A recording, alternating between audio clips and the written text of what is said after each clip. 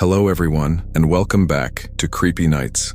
Tonight we're going somewhere far darker than you're prepared for. The stories you're about to hear come from real people who stepped into ordinary moments only to encounter something that should never exist in our world. Their names have been changed for their safety, but their experiences remain exactly as they described them.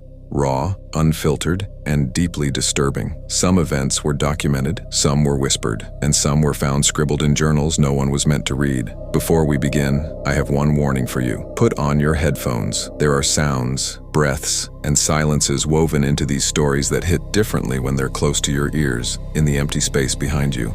If you're new here, make sure to subscribe to Creepy Nights for daily true horror stories that will follow you into the quiet hours of the night. Long after the video ends, hit that notification bell so you never miss when the darkness calls. And tell us where you're watching from and what time it is right now. It helps YouTube know to send you more stories like this one. Now, settle in, turn off the lights, and whatever you do, don't look out your window while listening. Let us begin.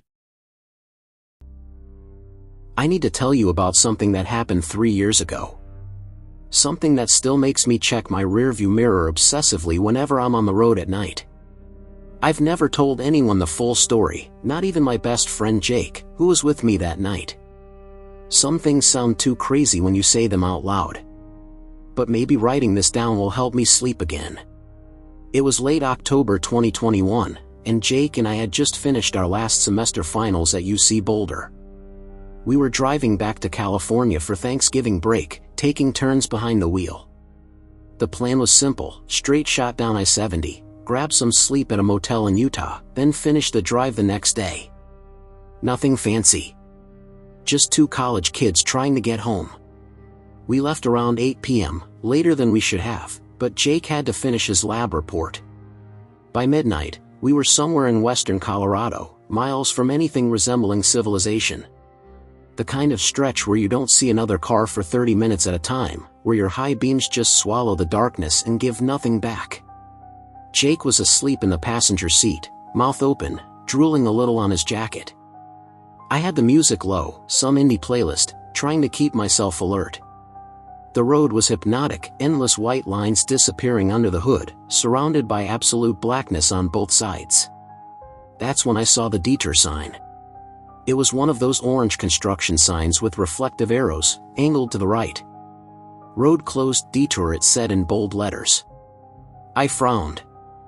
There hadn't been any warning signs, and my GPS wasn't showing any road closures. But I was exhausted, and maybe I'd missed something.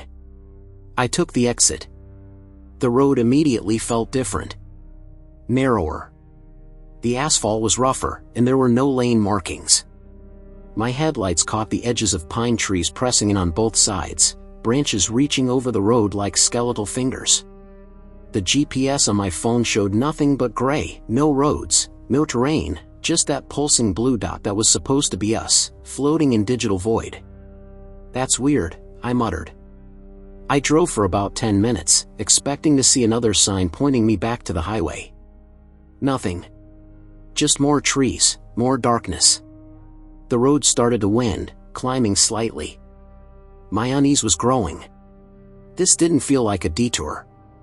This felt like I'd driven into some forgotten service road. I was about to wake Jake and turn around when I saw lights ahead. Not street lights, these were lower, warmer. As I got closer, I realized it was a small gas station, the old-fashioned kind with two pumps out front and a single flickering neon sign that read Ernie's. The building looked like it hadn't been updated since the 1970s. Despite everything, I felt a wave of relief. I could ask for directions, maybe grab some coffee. I pulled up to the pump and killed the engine. The sudden silence was absolute, no highway sounds, no wind, nothing. Jake. I shook his shoulder. Wake up, man. He stirred, blinking confused eyes at the windshield. Where are we? I have no idea. Took a detour. Need to ask someone here. The inside of the gas station was even stranger than the outside. Everything was slightly yellowed, like I was looking at the world through an old photograph. There was a single employee behind the counter, a thin man, maybe in his 50s, with a face that seemed somehow stretched. He smiled when we walked in, but it didn't reach his eyes. "Help you boys?" His voice was too pleasant, like he was trying very hard to sound normal. "Yeah, we're trying to get back to I-70, I said. Took a detour and kind of got turned around. He tilted his head, still smiling. "Detour? There's no detour on the highway." "There was a sign," I insisted. "Orange construction sign." He leaned forward on his elbows, studying us with an intensity that made my skin crawl. "Must have been there temporarily. Tell you what, you go back the way you came, take the third left. That'll get you back." "Third left." "Got it. Thanks." As we turned to leave, he called out, "Be careful out there. Easy to get lost in these parts. Sometimes people drive all night and end up right back where they started." Jake shot me a look. That dude was creepy as hell. "Yeah. Let's just get out of here." We got back in the car, and I followed the guy's directions. Back down the winding road, watching for the third left turn. The trees seemed closer now, pressing in. I felt like they were watching us. One left. Then two. Then... There, Jake pointed. A dirt road branching off, almost hidden by the trees. I turned onto it, my headlights bouncing as we hit the rough surface. This couldn't be right. This couldn't possibly lead back to the highway. But what choice did we have? The dirt road went on for what felt like forever. 5 minutes. 10. 15. No signs of civilization, no highway sounds. Just trees and darkness and the grinding of gravel under our tires. "Dude, this is wrong," Jake said. "We should go back." "Back where?" "That creepy gas station. We can't drive all night in circles." Then, impossibly, we saw lights ahead again. As we got closer, my stomach dropped. It was the gas station. The exact same gas station. "What the hell?" Jake breathed. I pulled up to the same pump. The same flickering neon sign. Through the window, I could see the man behind the counter. He was looking right at us, still smiling. "No way," I said. "No way. This has to be a different gas station." But I knew it wasn't. Everything was identical. The cracked window on the left side. The rust pattern on the pump. The same 5 numbers on the price display, frozen mid-change. Jake was gripping the door handle. "We need to leave. Now." I put the car in reverse, ready to get the hell out of there. But before I could move, the man came out of the station.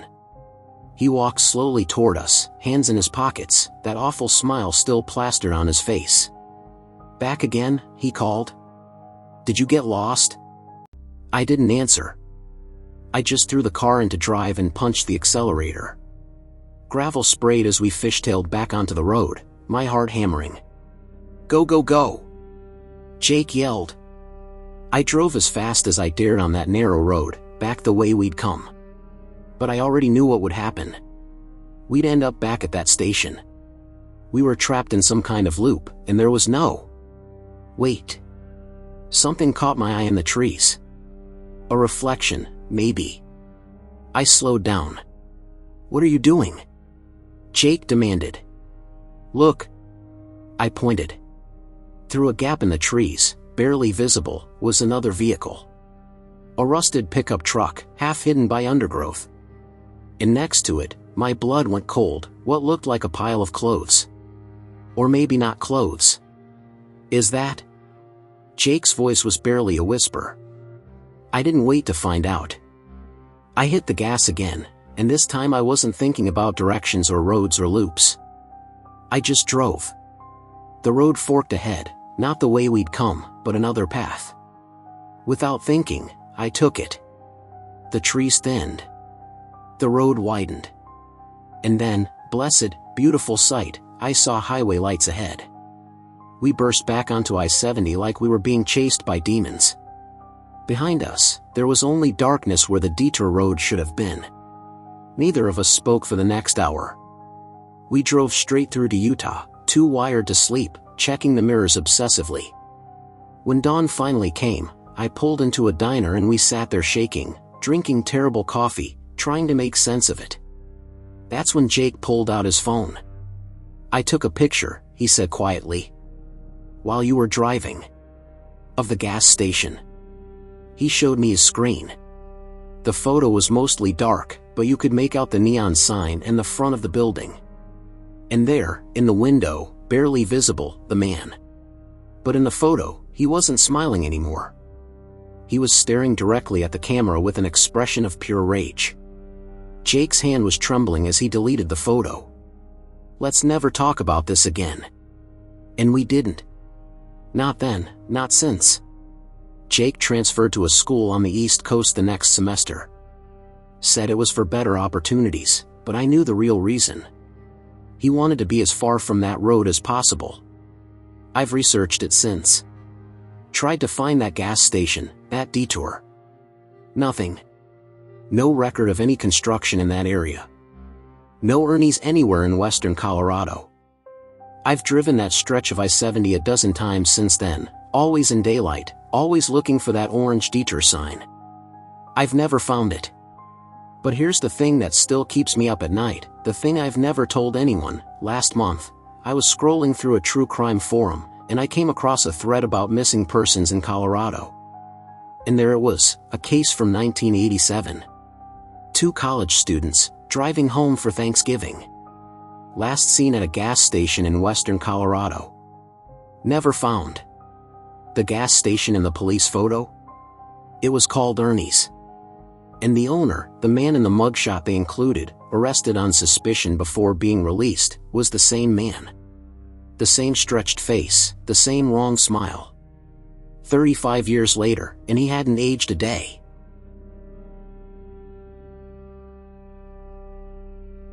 I'm writing this from a hotel room in Phoenix, and my hands are still shaking. What happened last night? I don't know if I'll ever be able to drive at night again. But I need to get this down while it's fresh, while I can still remember every horrible detail. Maybe someone else will read this and avoid making the same mistake I did.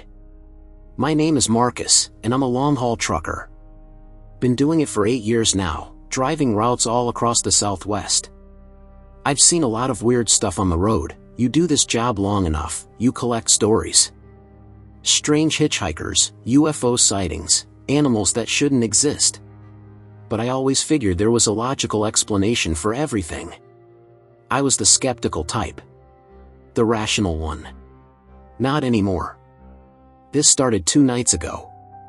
I was hauling a load of electronics from San Diego to Albuquerque, running a few hours behind schedule because of traffic in LA. By the time I hit the Arizona desert, it was past 2 a.m. I'd been driving for 9 hours straight, and I was starting to feel it. The way your eyes get heavy, how you catch yourself drifting, jerking back awake. I needed to stop. Just for an hour, maybe 2. Enough to close my eyes and reset. The problem was, I was on a stretch of highway I didn't know well. Somewhere between Yuma and Phoenix, middle of absolute nowhere. The kind of road where you don't see another vehicle for 30 minutes, where the only light comes from your headlights and the stars above. That's when I saw the sign, rest area 2 miles. Thank God, I thought. I'd pull in, catch some sleep in the cab, be back on the road by dawn. Simple. The rest stop was small, just a parking area with a single building for bathrooms, a couple of picnic tables, and those tall sodium lights that make everything look orange and sickly. There were no other vehicles when I pulled in, which wasn't unusual for that time of night. Most truckers use the bigger truck stops with showers and food. I parked my rig at the far end of the lot, killed the engine, and sat there for a moment in the sudden silence. The desert at night is quiet in a way that's almost unsettling. No crickets, no wind, just nothing. I should have left right then. Something felt off about the place, though I couldn't articulate what. But I was exhausted, and exhaustion makes you ignore your instincts. I climbed into the sleeper cab, set my phone alarm for 2 hours, and closed my eyes. I don't know how long I'd been asleep when the knocking started. Tap. Tap. Tap. On the side of my truck. Rhythmic.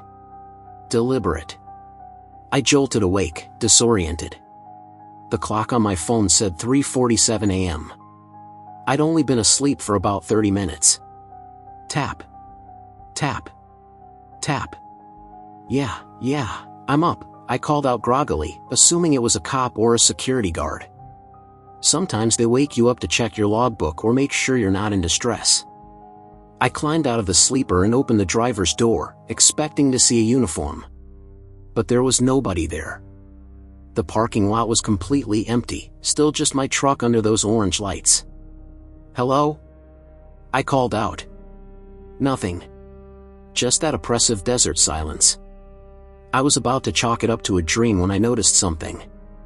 On the side of my trailer, right where I'd heard the knocking, there were marks. Handprints. Dozens of them, covering a section of the trailer about 6 feet across. They were dirty, like someone had pressed muddy hands against the metal. But that wasn't what made my skin crawl. The prints were small. Child-sized. I stood there staring at them, my tired brain trying to make sense of it. Had kids been here earlier? Had I parked over old prints? But no, these looked fresh. The dirt was still damp. This is weird, I muttered to myself. I decided to check the bathroom, splash some water on my face, wake myself up properly. Maybe I was still half asleep and not thinking straight. The bathroom building was about 50 yards from where I'd parked. As I walked toward it, I noticed how the orange lights buzzed and flickered. One of them was completely out, creating a pool of darkness near the picnic tables. The men's room door was heavy, the kind that closes automatically with a pneumatic hiss. Inside, it was exactly what you'd expect: grimy tiles, flickering fluorescent lights, that distinct smell of industrial cleaner mixed with something less pleasant. I went to the sink and turned on the faucet. The water came out rust-colored for a few seconds before running clear. I cupped my hands and splashed my face, the cold shocking me more awake. That's when I heard them. Voices. Children's voices. They were singing something, but I couldn't make out the words. It sounded like a nursery rhyme, the kind that's vaguely creepy even under normal circumstances. The voices were coming from outside, from the direction of the picnic tables. I dried my face and pushed open the bathroom door. The singing stopped immediately. Hello? I called out. Is someone there? Movement in the darkness near the dead light. Shapes. Small shapes. Kids, if you're out here, you need to go home. It's not safe to be out this late. One of the shapes moved into the light. It was a child, a girl, maybe 7 or 8 years old.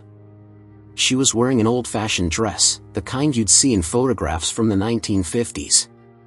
Her hair was in pigtails, and her face was completely expressionless.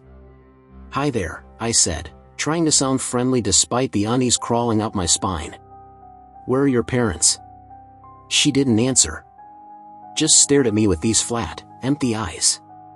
Then another child stepped into the light. A boy, around the same age, dressed in shorts and a striped shirt that looked decades out of date. Same blank expression. Same empty stare. Then another. And another. They kept coming, stepping out of the darkness one by one, forming a semicircle around me. 7 children in total, all wearing old clothes, all staring at me with those dead eyes. Okay, this isn't funny, I said, backing toward my truck. Where are your parents? The girl in the front, the first one I'd seen, tilted her head.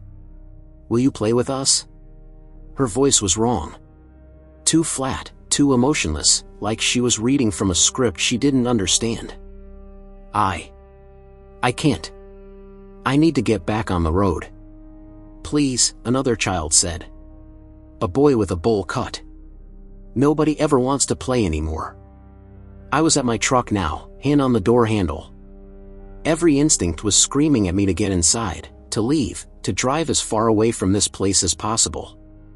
We've been waiting so long, the girl said. So very long. Then she smiled. And that smile was all wrong, too wide, too many teeth, stretching her face in a way that wasn't humanly possible. I yanked open the truck door and practically threw myself inside, slamming it shut and hitting the lock button. My hands were shaking so badly I could barely get the key in the ignition. The children had moved closer. They were standing right outside the truck now, surrounding it, all of them staring up at me with those horrible smiles. "Don't leave," the girl said, her voice muffled through the door but still somehow clear. "The game isn't over." I turned the key. The engine turned over once, twice, then died. I tried again. Nothing. "No, no, no, no," I was muttering, turning the key desperately. "Come on, come on." The children started tapping on the truck. Tap. Tap. Tap. All around me, on every surface. The same rhythmic knocking that had woken me up. Then they started singing again. That nursery rhyme, clearer now. "Ring around the rosy, pocket full of posies, ashes, ashes, we all fall down." Over and over, in perfect unison, while they tapped on my truck with their small hands. I was panicking now, pumping the gas, turning the key over and over. The engine finally caught with a roar. I threw it into gear and hit the gas, not caring if I hit anything, just needing to get away from those children. The truck lurched forward. I expected to feel impacts, to hear screams, but there was nothing. I looked in my mirrors and saw them standing in a group where the truck had been, still singing, still smiling, watching me drive away. I didn't stop until I hit Phoenix, 2 hours of white-knuckle driving with my foot pressed to the floor, my heart hammering the entire time. When the sun came up and I finally felt safe enough to stop at a proper truck stop, I got out to inspect the trailer. The handprints were still there, covering the entire side now. Hundreds of them. Small, dirty handprints pressed into the metal. But here's what made me lose it completely. Underneath all those prints, scratched into the metal like someone had used a nail, were names. Dozens of names. Children's names. With dates next to them. Sarah Chan, 1952. Michael Rodriguez, 1967. Jennifer Walsh, 1983. Timothy Brooks, 1995. The dates went on and on, spanning decades. The most recent one was from 2018. I took pictures. Documented everything. Then I found a car wash and spent an hour scrubbing those prints off my trailer, trying to erase any evidence of what had happened. That night, I did some research.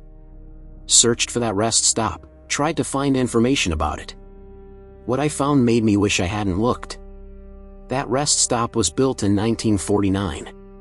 In 1951, a school bus crashed nearby, killing 7 children. They were on a field trip, supposed to stop at the rest area for a break. They never made it. The bus went off the road about a mile before the turnoff. But according to local legends, people started reporting seeing children at that rest stop not long after. Always at night. Always the same 7 children, wearing clothes from the 1950s. Some people would stop to help them. Those people's vehicles would be found later, abandoned, with handprints covering them. The people were never found. There was a forum thread I discovered, truckers sharing stories about cursed rest stops across America. That Arizona rest area came up multiple times. People reported the same things I'd experienced. The tapping. The children. The singing. Some of them posted pictures of their vehicles afterward, covered in handprints. One trucker wrote, "They're not trying to hurt you. They're trying to take you with them. If you play their game, if you leave your vehicle, you become part of it. You become another name scratched in the metal." I checked the pictures I'd taken of my trailer before washing it. Zoomed in on those names and dates. The last name, from 2018, had a note scratched below it, "I stopped to help." I've driven trucks for 8 years. Logged over 1 million miles. I thought I knew every risk, every danger on the road. But this was something else entirely. Something that doesn't belong in the rational world I thought I lived in. I'll never stop at an unmarked rest area again. And if you're driving at night, through the desert, and you see a small rest stop with orange lights and no other vehicles, keep driving. Because those children are still waiting. Still playing their game. Still adding names to their collection. And I'm haunted by a terrible thought. What if the reason I got away wasn't because I was lucky or smart? What if they let me go? What if they wanted me to tell the story, to lure others in, others who think it couldn't happen to me? What if I'm part of the game now, too? I've been sitting on this story for 6 months now, trying to convince myself it was just exhaustion, maybe a mini psychotic break from stress. But after what I found last week, I can't keep pretending anymore. This happened, and I need to tell someone before I lose my mind completely. My name is Rebecca, and last April, I drove from Seattle to Portland for my sister's wedding. It should have been an easy 3-hour drive down I-5, something I'd done dozens of times. I left around 7 p.m. on a Thursday night, planning to arrive by 10, get a good night's sleep before all the wedding chaos started. The first hour was perfectly normal. Traffic was light, the weather was clear, and I was listening to a true crime podcast, completely relaxed. My boyfriend Tyler had offered to come with me, but I'd told him I preferred driving alone, time to decompress, to think, to just exist without conversation. I wish I'd said yes. I wish I'd never been alone on that road. Around the Washington-Oregon border, I noticed the fog rolling in. At first, it was just wisps across the highway, nothing unusual for the Pacific Northwest. But it got thicker quickly, dense white clouds that my headlights could barely penetrate. Within minutes, visibility dropped to maybe 20 feet. I slowed down, turned off the podcast, and focused on the road. The fog was the thickest I'd ever seen. It felt like driving through milk. I couldn't see the lane markers anymore, could barely make out the dark shapes of trees on either side of the highway. My GPS showed I was still on I-5, but something felt wrong. The road seemed narrower than it should be. And where was everyone else? I-5 is never completely empty, even at night. But I hadn't seen another car in at least 15 minutes. Then my GPS started glitching. The blue dot that represented my car began jumping around erratically, and the map kept zooming in and out on its own. Finally, the screen went black, then displayed a message I'd never seen before: no roads found. What the hell? I muttered, tapping the screen. Nothing. The app had completely crashed. I tried to restart it, but my phone had no signal. 0 bars. I was completely cut off. Okay, I told myself, don't panic. Just follow the road. You're still on I-5. The fog will clear eventually. You can figure out where you were then. But the fog didn't clear. If anything, it got worse. And the road kept getting narrower and narrower, until I was sure I wasn't on a highway anymore. This felt like a 2-lane country road, the asphalt cracked and uneven under my tires. I should have turned around. But where? I couldn't see more than a few feet in any direction. If I turned around blindly, I might drive off the road into a ditch or a tree. I had to keep going forward, had to trust that eventually this would lead somewhere. That's when I saw the figure. Just a shape at first, standing at the edge of my headlight beams. As I got closer, I could make out more details. It was a man, tall and thin, wearing what looked like a suit. He was just standing there on the side of the road, facing away from me, perfectly still. I slowed down as I passed him, my heart starting to pound. Who stands on the side of a foggy road in the middle of nowhere, in the middle of the night? Every instinct told me something was very wrong. I watched him in my rearview mirror as I passed. He didn't move. Didn't turn to look at me. Just stood there like a statue. Then I saw another one. Another man in a suit, standing on the opposite side of the road. Same posture, same stillness, facing away from the road. Okay, this is seriously creepy, I said aloud, my voice sounding too loud in the car. I kept driving, and I kept seeing them. Every 100 yards or so, another figure. Sometimes on the left, sometimes on the right, sometimes both sides at once. All wearing suits. All facing away. All perfectly, impossibly still. I was driving faster now, my hands gripping the steering wheel so hard my knuckles were white. I needed to get out of this fog, off this road, back to civilization. But the fog seemed endless, and the figures kept appearing, a silent audience lining my path. Then something changed. The figure ahead of me, I was close enough to see it clearly now, it moved. Its head turned. Slowly, mechanically, it rotated until it was facing the road. Facing me. I couldn't see its face clearly through the fog, but I could see enough. Too much. Where its face should be was just smoothness. No features, no eyes or nose or mouth, just blank skin stretched over a skull. I screamed and hit the gas. The car surged forward, and I flew past the figure. In my peripheral vision, I saw its head continue to turn, tracking my movement as I passed. More figures ahead. And now they were all turning. All of them, up and down the road as far as I could see, their blank faces all orienting toward me, watching me drive past with eyes that didn't exist. I was crying now, sobbing, barely able to see through my tears in the fog and my shaking. The road curved sharply and I almost missed it, tires squealing as I took the turn too fast. The car fishtailed, but I managed to keep control. And then, as suddenly as it had appeared, the fog started to lift. It pulled back like a curtain, and I saw lights ahead. Real lights. Civilization. I burst out of the fog bank and found myself in a small town. There were streetlights, buildings, a gas station with its bright fluorescent signs. I pulled into the gas station and just sat there, shaking, trying to catch my breath. The attendant, a middle-aged woman, came out and tapped on my window. I jumped so hard I hit my head on the roof. "You okay, honey?" she asked, concerned. "You look like you've seen a ghost."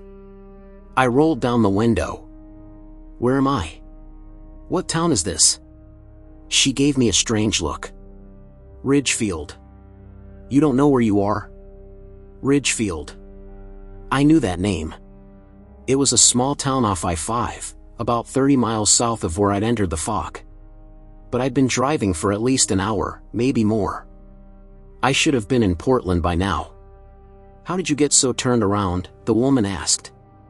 The fog. There was this fog on the highway, and I got lost, and there were these." I trailed off. How could I explain about the figures? She'd think I was insane. "Fog?" She frowned. "Honey, it's been clear all evening. No fog anywhere." "No, there was fog. Thick fog. I could barely see." She shook her head slowly. "I've been working here all night. Haven't seen any fog. And I can see the highway from here." She pointed, and sure enough, through the darkness I could make out I-5 in the distance, cars moving along it normally, their lights clear and bright. I didn't know what to say. I thanked her, filled up my gas tank with shaking hands, and got back on the highway. The rest of the drive to Portland was completely normal. Clear skies, regular traffic, no fog. I made it to my hotel around midnight, 2 hours later than planned. I didn't tell anyone what happened. At the wedding, when people asked why I looked so tired, I said I'd had trouble sleeping. Tyler noticed something was off, kept asking if I was okay, but I just smiled and said I was fine. I tried to forget about it. Told myself it was stress, hallucinations, something explainable. For 6 months, I almost succeeded in convincing myself. Then last week, I was scrolling through a forum about strange experiences on highways. Don't ask me why, maybe I was looking for validation, and I found a thread that made my blood run cold. It was titled, "The Fog on I-5. Post after post from different people, all describing the exact same thing I'd experienced. The thick fog that came out of nowhere. The road that didn't match their GPS. The figures in suits with blank faces, turning to watch them pass. But here's the part that made me want to throw up. According to the thread, not everyone makes it out. One poster had compiled missing persons cases from the I-5 corridor over the past 20 years. Dozens of people who'd simply vanished while driving between Seattle and Portland. Their cars found abandoned on the side of the road, sometimes with the engine still running, doors left open. No signs of struggle, no evidence of where they'd gone. several of the missing had made phone calls right before they disappeared.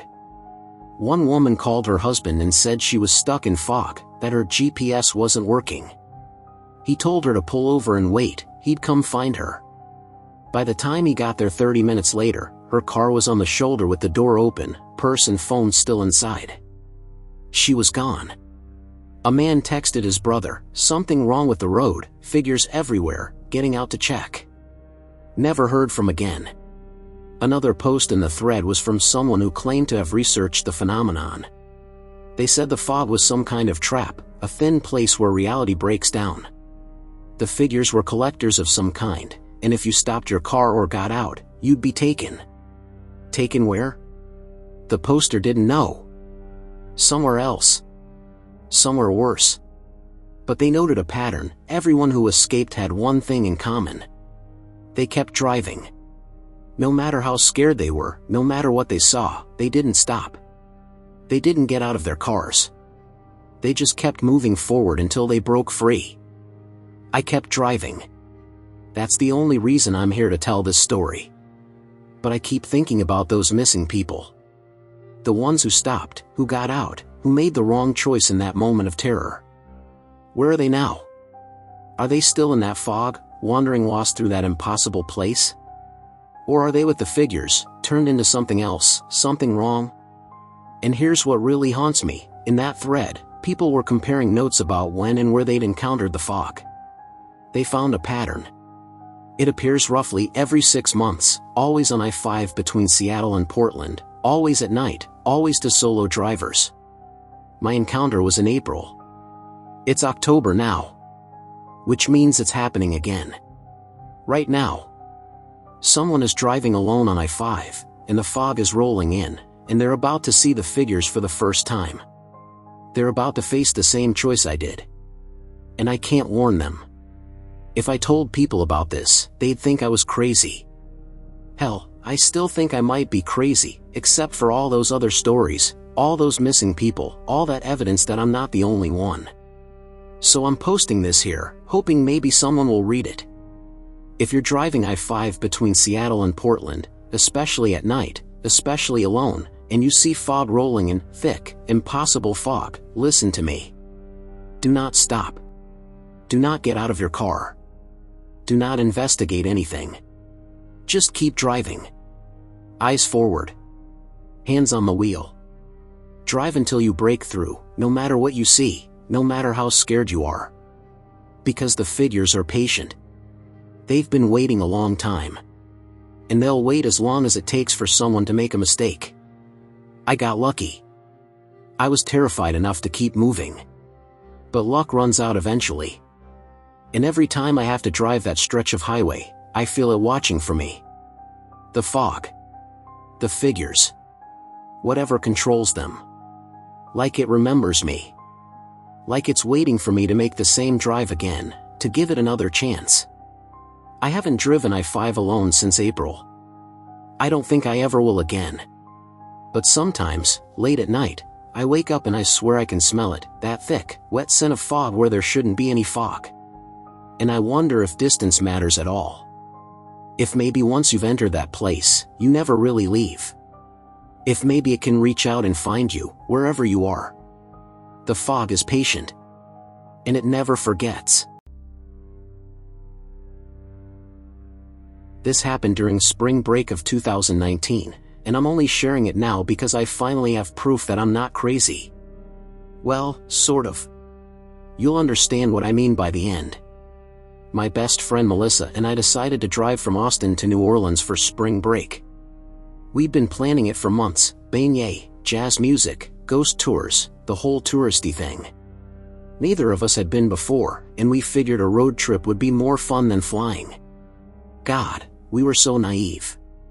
We left on a Friday afternoon in Melissa's beat-up Honda Civic. The car was old but reliable, or so she promised. We had our road trip playlist queued up, enough snacks to feed a small army, and that specific kind of excitement you only feel when you're 22 and the whole world feels like it's yours for the taking. The first few hours were perfect. We sang along to terrible 2000s pop songs, shared stories about our disaster dating lives, made plans for the trip.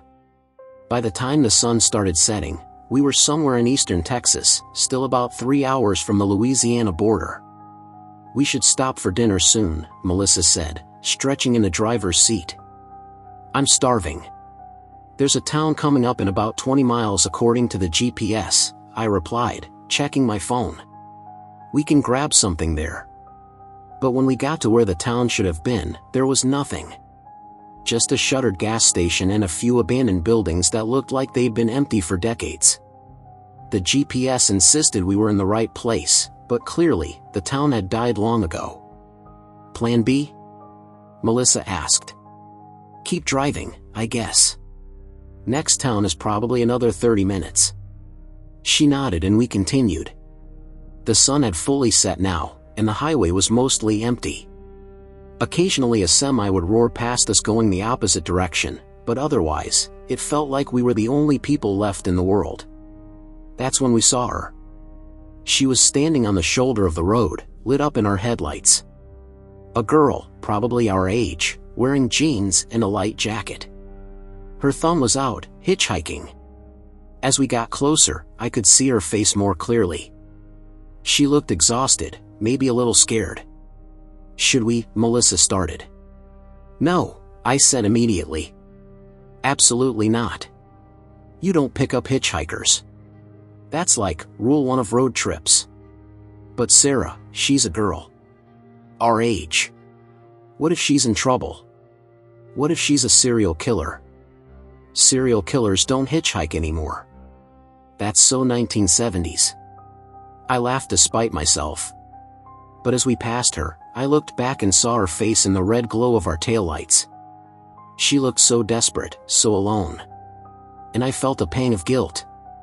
"Okay, fine," I sighed. "Let's do it. But if she murders us, I'm blaming you in the afterlife."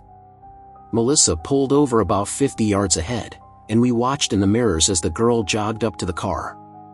Up close, she looked even more tired. Dark circles under her eyes, hair a bit messy, but she had a grateful smile. "Thank you so much," she said, sliding into the back seat. Her voice was soft, almost whispery. "I've been out here for over an hour. My car broke down about 5 miles back and my phone died." "Where are you heading?" Melissa asked. "Just to the next town. Beaumont. I can call for help there." "We're going to New Orleans, but we can definitely get you to Beaumont," I said, trying to sound friendly. Something about her made me uneasy, though I couldn't put my finger on it. We started driving again. For the first few minutes, nobody spoke. The silence felt heavy, awkward. I kept glancing back at her in the mirror. She was staring out the window, watching the darkness fly by. "I'm Melissa, by the way. This is Sarah." "Amy," she said quietly. Then, after a pause, "This is really kind of you. Not many people stop anymore." "Yeah, well, we figured you seemed safe enough," I said, trying to lighten the mood. "What happened to your car?" "Just died," she said. "1 minute it was fine, the next the engine just stopped. Middle of nowhere." Something about the way she said it sent a chill through me. I pushed the feeling aside. I was just being paranoid. We drove in silence for another 10 minutes. I noticed Melissa kept adjusting the rearview mirror, like she was trying to get a better look at Amy. I glanced back myself and felt my unease grow. Amy was still staring out the window, but her expression was blank. Not thoughtful or worried or anything, just empty. Like a mannequin. "So Amy, what were you doing out here?" Melissa asked, her voice a little too bright. No response. "Amy?" I turned around in my seat. She was still staring out the window, completely still. "Amy, you okay?" She didn't even blink. "Okay, this is weird," Melissa whispered to me. "Is she asleep with her eyes open or something?" I was about to reach back and shake her shoulder when she suddenly spoke. "Do you ever think about the people who disappear?" Her voice was different now. Flatter. Colder. "What?" I asked. "The people who disappear on roads like this. Thousands of them, every year. Just gone. What do you think happens to them? Melissa shot me a look. I could see the fear in her eyes now, matching my own. I don't know, I said carefully. I guess some run away, some have accidents. Some get taken, Amy continued, still not looking at us. Picked up by the wrong person. Or maybe they pick up the wrong person themselves. My heart was hammering now. Amy, you're kind of freaking us out. Finally, she turned to look at me. And that's when I saw it, her eyes. They were completely black. Not just the pupils, but the entire eye, like looking into two holes in her face. Jesus Christ! I gasped. Melissa swerved slightly, having seen it too in the mirror. What the hell? You should have kept driving, Amy said, and now there was something wrong with her voice too. It sounded layered, like multiple people speaking at once. Rule 1 of road trips, Sarah. Don't pick up hitchhikers. Melissa floored it, the old Honda's engine whining in protest. Get out. Get out of my car. But Amy just sat there, and when I looked back, she was smiling. It was the worst smile I'd ever seen, too wide, showing too many teeth. You can't outrun this, she said. You invited me in. That's all it takes. The car started shaking. At first I thought it was just because Melissa was driving so fast, but then I realized the shaking was coming from inside. The seats, the dashboard, even the air felt like it was vibrating. What's happening? Melissa screamed. The headlights started flickering. On. Off. On. Off. Each time they went out, we were plunged into absolute darkness for a split second, and each time they came back on, Amy looked closer. Like she was moving forward in the dark, even though she was sitting still. Stop the car! I yelled at Melissa. Are you insane? Just do it. Melissa slammed on the brakes. The car skidded, fishtailed, and came to a stop sideways across both lanes. The moment we stopped moving, everything went silent. The shaking stopped. The lights stabilized. I turned around, my whole body shaking. The back seat was empty. Amy was gone. Just gone. Like she'd never been there at all. Did you see? Melissa couldn't even form a complete sentence. Yeah. I saw. I was fighting to keep my voice steady. We need to leave. Now. Melissa straightened out the car and we drove. We didn't stop, didn't talk, just drove in shocked silence until we crossed into Louisiana an hour later. Only when we saw a busy truck stop with bright lights and other people did we finally pull over.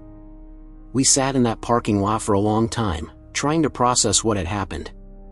Eventually, we agreed it had to be carbon monoxide poisoning or some kind of shared hallucination.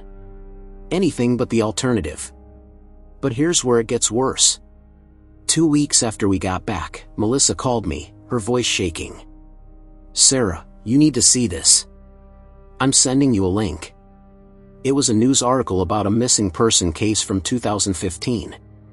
A girl named Amy Chen had disappeared while driving from Houston to New Orleans. Her car was found on the side of the highway in eastern Texas, engine dead, no sign of her. She was never found. The photo in the article? It was her. Our Amy. Exact same face, same hair, same everything. But the article was from 4 years before our trip. That's impossible, I whispered. Look at the comments, Melissa said. I scrolled down. There were dozens of comments from people claiming they'd seen Amy. Given her rides. Picked her up hitchhiking.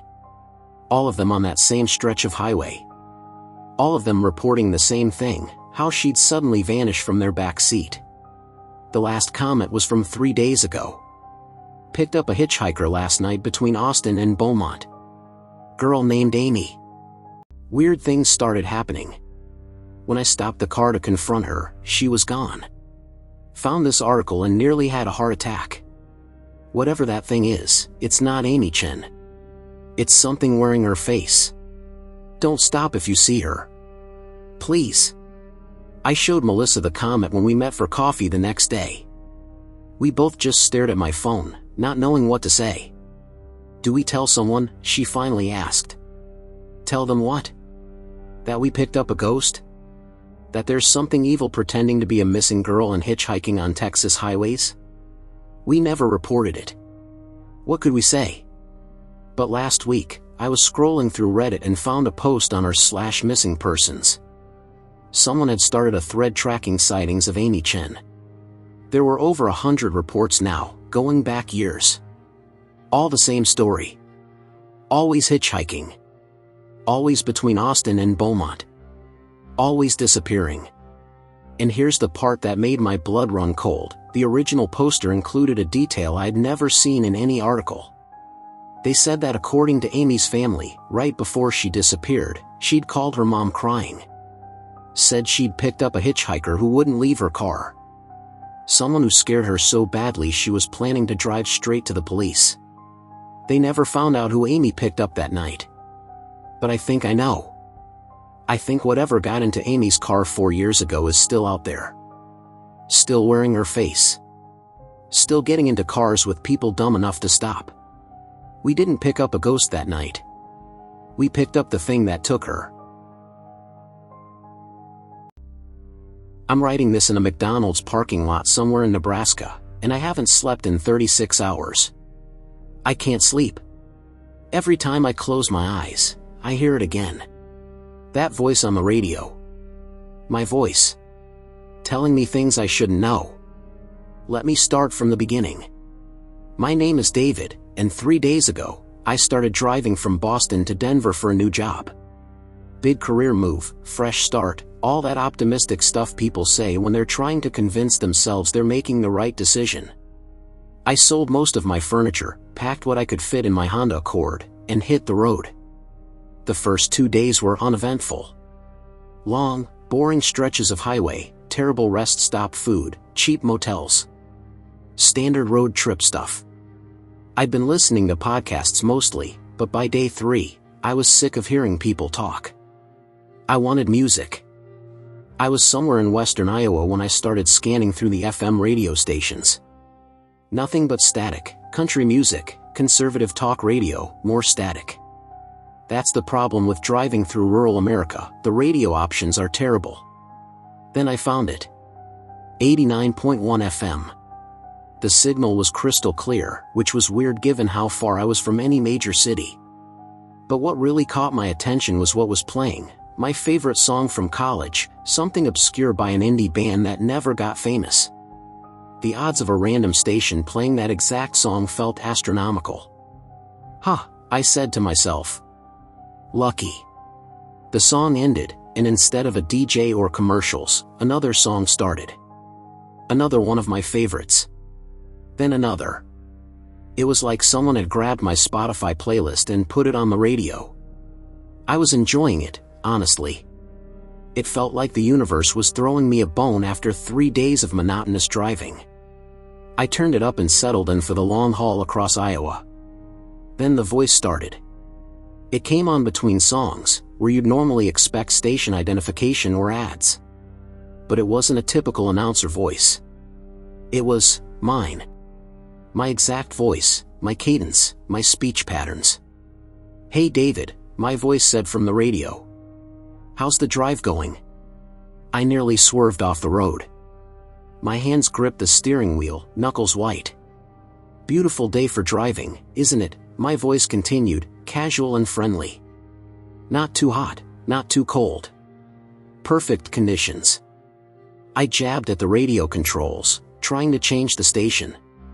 But the buttons wouldn't respond. The tuner was stuck on 89.1. Don't do that, the voice said, my voice said. I'm trying to help you. You're going to want to hear this. What the hell is this? I said aloud, my real voice shaking. I'm you, David. Or rather, I'm a version of you. A you from a different choice, a different timeline. And I need to warn you about what's coming. This was insane. This had to be a prank, or a stress-induced hallucination, or something. I reached for my phone to call. Who? 911?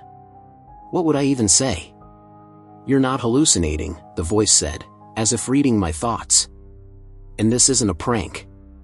In about 15 miles, you're going to see a rest area. You're going to feel tired, and you're going to think about stopping for coffee. Don't. Keep driving. If you stop there, you won't leave. My mouth was dry. Why should I believe you? Because in my timeline, I stopped. And what happened there? David, you don't want to know. Just trust me. 15 miles. Rest area on the right. Drive past it. Then music started playing again. Another song from my playlist. I sat there in stunned silence, my mind racing. This couldn't be real. But that voice, it was exactly mine. Not similar, not close. Identical. Like I was listening to a recording of myself. I checked the odometer. I'd know in 15 miles if this was real or if I was losing my mind. The miles ticked by slowly. 12 miles. 10. 5. My heart was pounding. Part of me wanted to stop at the rest area just to prove this was all nonsense, that I wasn't going crazy. But another part, the part that believed in gut instincts, was screaming at me to listen to the voice. At exactly 15 miles, I saw the sign, Rest Area 1 mile. It's coming up, the voice said, returning between songs. I can feel your doubt. You're thinking about stopping anyway, just to see. Don't. Please. I'm begging you. In my timeline, I stopped. There was a man there, offering to help me check my tire. He seemed nice. Normal. But David, he wasn't. And by the time I realized it, it was too late. What happened? I whispered. I can't describe it. The pain. The change. What I became. But I found a way to reach back, to reach across to other versions of me who made different choices, who are still human, still whole. This is the only way I can help. By warning you. By saving at least one version of myself. I saw the rest area ahead. There was a single car in the parking lot.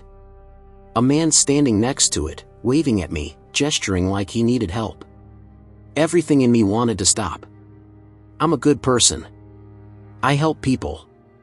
But I remembered the voice's desperation, the genuine terror in those words. I kept driving. As I passed, I looked in my rearview mirror. The man was still waving, but there was something wrong with the way he moved. Too fluid. Too boneless. And as I watched, he stopped waving and just stared after my car. Even from that distance, I could feel the hatred in that stare. Thank you, the voice said, and I could hear the relief. You just saved yourself from my fate. But David, this is just the first choice. There are more coming. And I can only warn you about the ones I experienced. You're going to have to make decisions I never faced, in situations I never encountered. How many? I asked. How many choices? Between here and Denver? I counted 7 in my timeline. 7 moments where everything could go wrong. I'll guide you through the ones I remember. The others, you'll have to trust your instincts. For the next 2 hours, the voice guided me. It warned me about a hitchhiker I'd seen near the Nebraska border. He's not human anymore, don't make eye contact. It told me to take a specific exit for gas, avoiding the station I would have naturally chosen. Fire in my timeline, 3 people died. It advised me to stay on I-80 when my GPS tried to route me through a smaller highway. That road doesn't exist in the normal way. Each time, I listened. Each time, I saw glimpses of what I'd avoided. The hitchhiker's face when I didn't stop, wrong, distorted, furious. The gas station I skipped, which had no other customers and gave off a feeling of wrongness. The turnoff to that alternate route, where the signs looked faded and old, like they'd been there for decades. I should have been terrified. I was terrified. But I was also grateful. This impossible version of myself was saving me, over and over. As the sun started to set, we were crossing into Nebraska. The voice had been quiet for about an hour, just playing music. Then it came back, and this time it sounded different. Weaker. Strained. David, I don't have much time left. What do you mean? This connection. It's killing what's left of me. Every minute I maintain it, I lose more of myself. I'm barely me anymore. But I had to do this. I had to save at least one version. How many others? I asked. How many other Davids are out there making this same drive? I don't know. Dozens? Hundreds? Infinite variations across infinite timelines. I've been reaching out to as many as I can, trying to warn them all. But it's getting harder. The thing I became, it wants me to stop. It wants more of us to fall into the same traps, to become like it. I'm fighting it, but I'm losing. I felt tears on my cheeks. Thank you. I don't know what else to say, but thank you. There's one more thing. The voice was fading now, becoming distorted. The biggest danger is still ahead. Tonight. When you stop for the night, you're going to receive a phone call. It'll be from your mother's number. But David, your mother is going to say things that sound right, that feel right. She's going to tell you to come home, that the job isn't worth it, that you should turn around. So I just don't answer? No. You have to answer. You have to listen. But here's what you need to understand. It won't really be your mother. It'll be something pretending to be her, using your love for her against you. In my timeline, I listened. I turned around. And when I got back to Boston, the apartment I'd lived in for 5 years, it wasn't there. The building didn't exist. The street was wrong. I'd driven back to somewhere that looked like Boston but wasn't. And that's where it got me. How do I know if it's really her? Ask her about the scar. You'll know what I mean. She'll either know the story or she won't. That's your test. Promise me you'll remember. The scar. I promise. Good. I don't think I can hold on much longer. It's pulling me back, pulling me down into what I became. But I did it. I saved you. One version of me gets to live normally, gets to be human, gets to reach Denver and start that new job. That has to be enough. Wait, don't go. Remember, David. The scar. And when you get to Denver, when you start your new life, live it well. Live it for all the versions of us who didn't make it. Promise me. I promise. Goodbye, David. And good luck. The voice faded, replaced by static. Then the radio went completely dead. I tried all the controls, but nothing worked. 89.1 was gone. Every station was gone. The radio was just broken. I drove in silence for the rest of the day, finally stopping at a motel around 10 p.m. I checked in, got to my room, and sat on the bed, exhausted but unable to sleep. At 11:47 p.m., my phone rang. Mom's number on the caller ID. My hand shook as I answered. Hello? David? My mother's voice, exactly as I remembered it. Honey, I've been so worried about you. Hey, Mom. I'm fine. Just tired from driving. I know, sweetie. Listen, I've been thinking, maybe this move isn't such a good idea. Denver is so far away, and this job, well, there'll be other opportunities. Why don't you come home? We can figure something out together.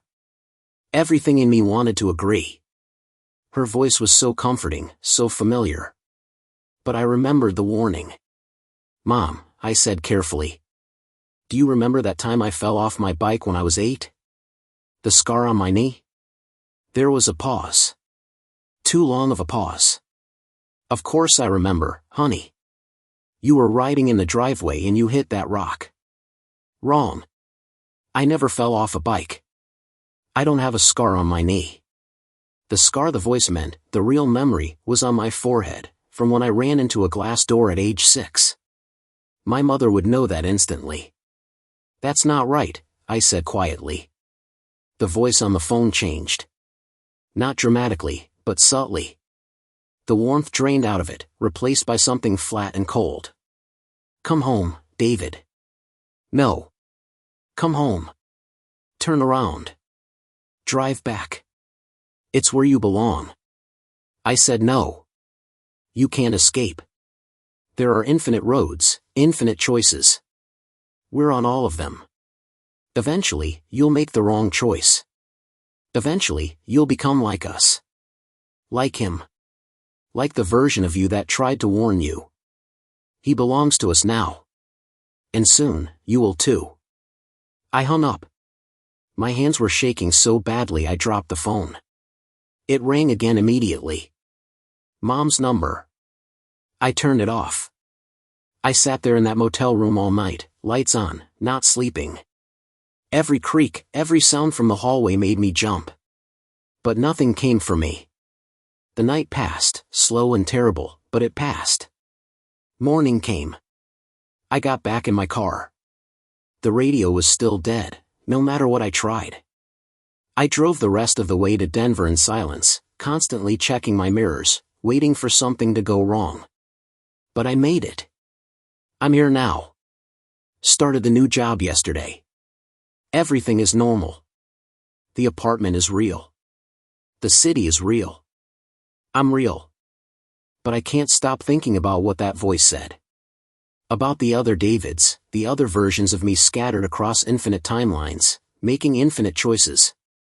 How many of them got the warning? How many made it through? And that thing on the phone, it said I'd make the wrong choice eventually.